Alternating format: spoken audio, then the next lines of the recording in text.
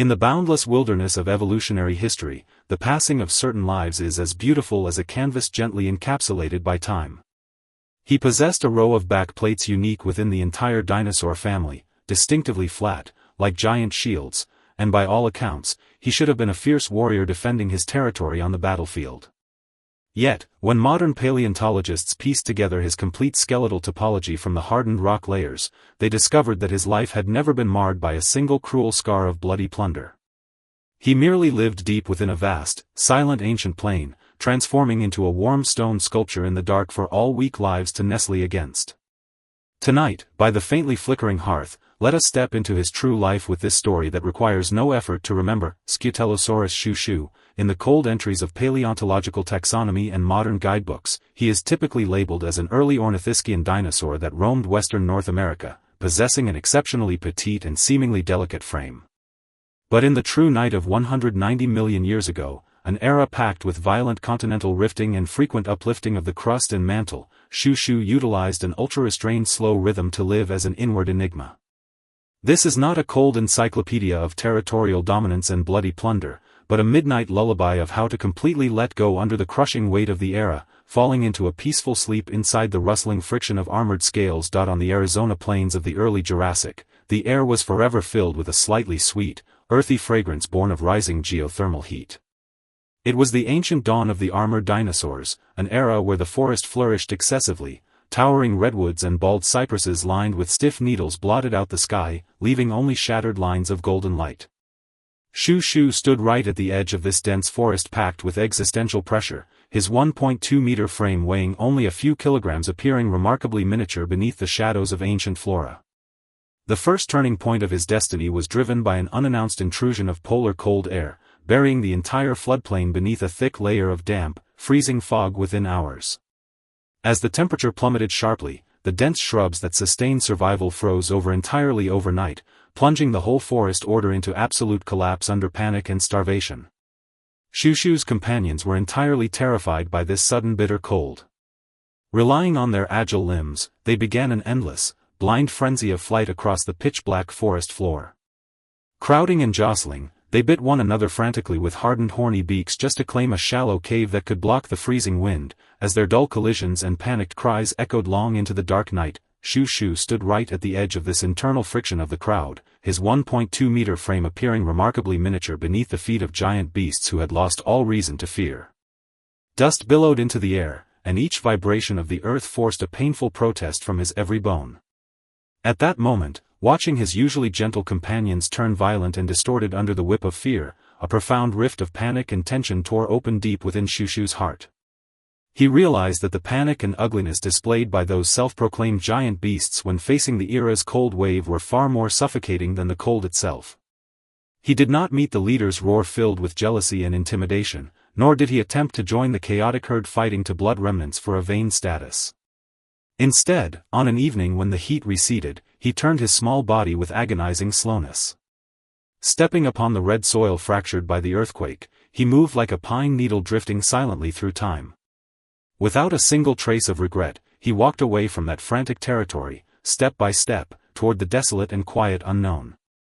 Canyon, leaving the shelter of the clan meant Shushu had to face the apex predators of the dark night operating on laws of lightning-fast slaughter alone, such as early theropods adept at ambushing deep within the woods.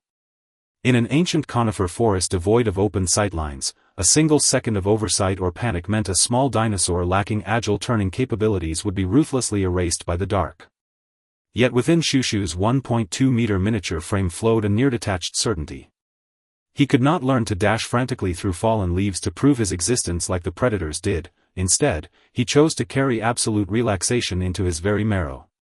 He walked so slowly, due to the heavy weight of his armor scales and his short limbs, his stocky legs paused in the air for several seconds with each step, his wide feet pressed into the dry gravel, releasing a dull, drawn-out, and deeply therapeutic rustling sound that beat with perfect rhythm in the empty night.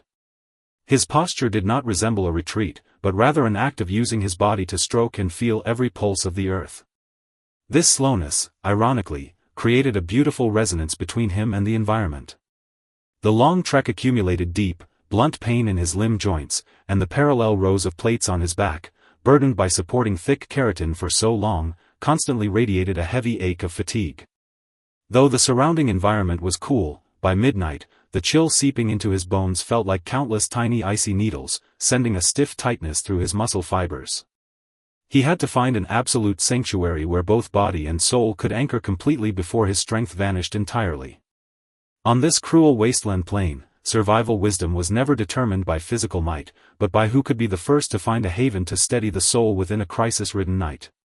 Finally, as night fell completely and the winds over the plain softened, he discovered an exceptionally hidden, flat sand clearing beneath a towering sandstone canyon cliff.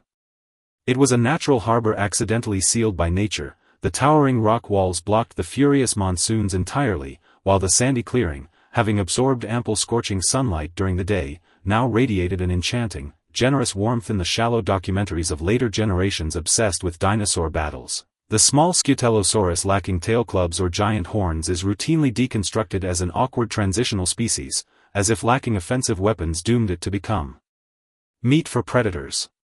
Yet this arrogant view completely fails to read the profound wisdom of restraint in Shushu's bones. His armor was not meant to display power, but served as an invisible psychological wall allowing him to masterfully evade the storms of the era.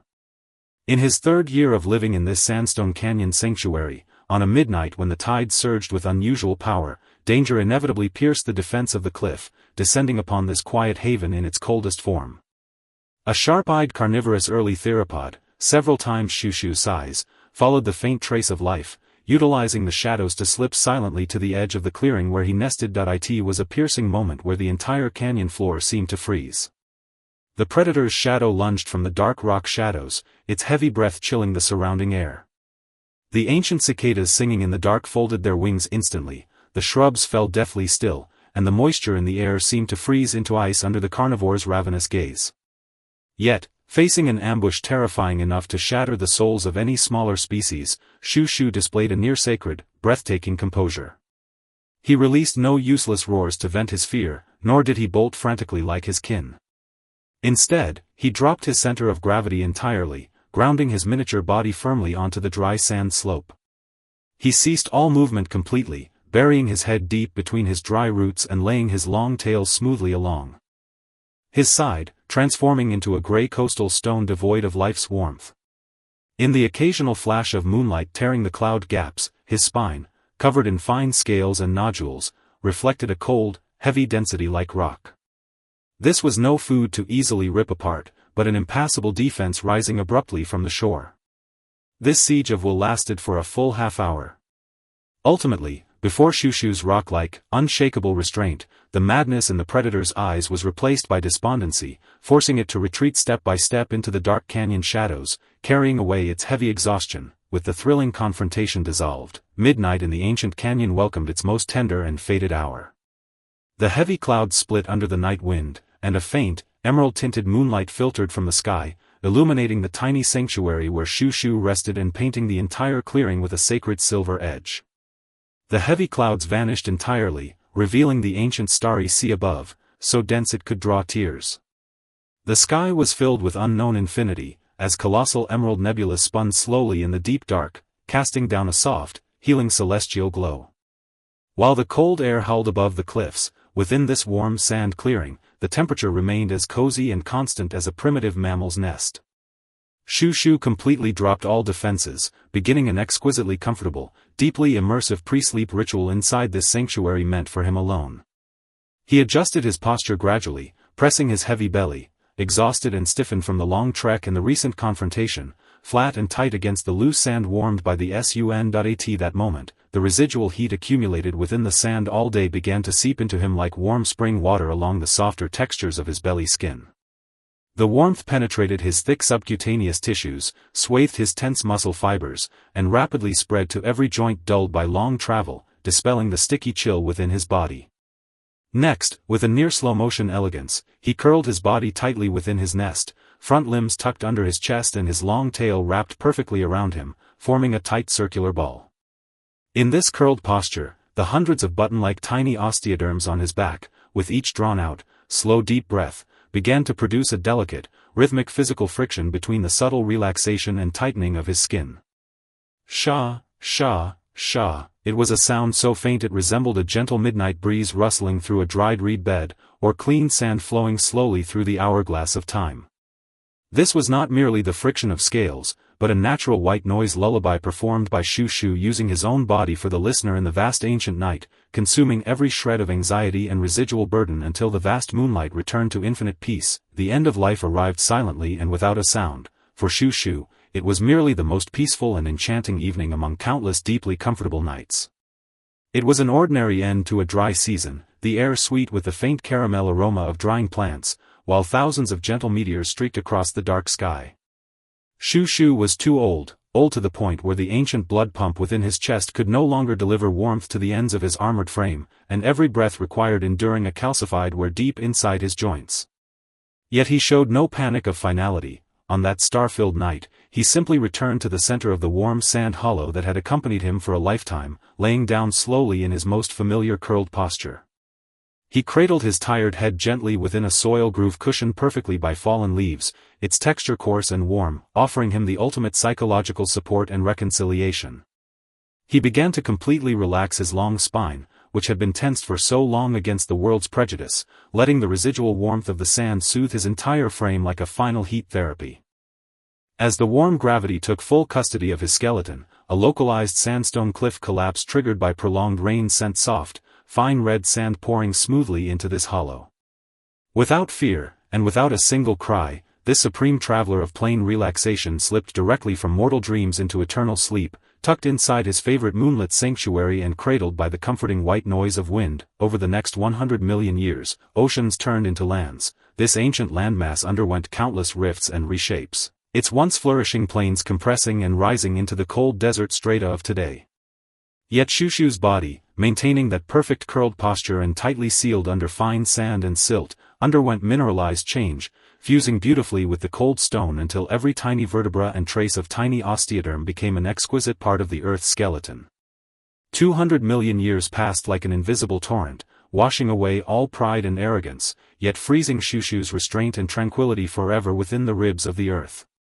Now, this specimen rests silently inside the climate-controlled central display case of the modern museum, continuing to exude a serene presence to every visitor under the soft light. The land that once felt his weight has long shifted, and those towering ancient trees have transformed into coal deep underground, yet the breathing rhythm Shu Shu left behind on that night seems to echo faintly under the modern city's night sky. In this modern world filled with survival anxieties, where everyone is forced to sprint and crushed by life's heavy pace, this story of an ancient hermit sleeping in slow motion upon the warm flats is your most grounded sanctuary tonight. There is no need to ponder tomorrow's hustles, nor any reason to mind the mundane conflicts that leave you exhausted and tight. The earth will cradle your tired body with the gentlest gravity and endless night, just as it accepted Shu Shu eons ago, washing away all your unease and tension. Your bed radiates a pleasant warmth, and your soft duvet offers the most comforting physical embrace, mirroring that warm soil and loose sand that safely covered Shu Shu eons ago.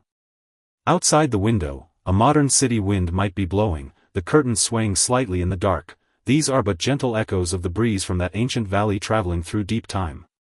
Drop all defenses and weight from your heart, listen to this story that requires no effort to remember, and let your slow, deep, and measured breathing carry you away. Slowly, close your eyes. Good night, Shu Shu the Scutellosaurus. Good night, to every soul shedding its heavy armor tonight, returning to an inner mountain-like peace.